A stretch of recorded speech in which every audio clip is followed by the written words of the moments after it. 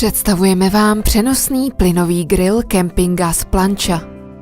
Tento model patří k nové generaci grillů, která se těší velké popularitě zejména ve Středomoří, ale postupně proniká i do vnitrozemských států, včetně České republiky.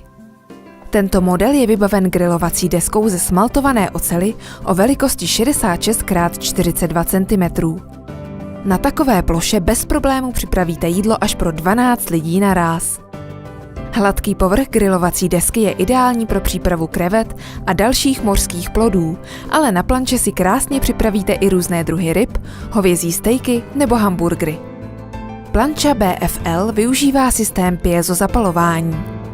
Pod grilovací deskou jsou ukryty dva ploché aluminizované hořáky a přívod plynu se ovládá pomocí regulačních kohoutků.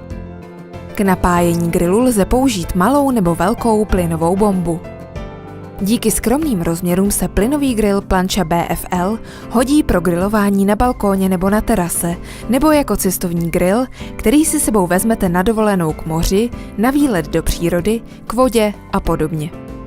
Ke grilu si lze také přikoupit špachtly na odstraňování připečené mastnoty a dalších nečistot.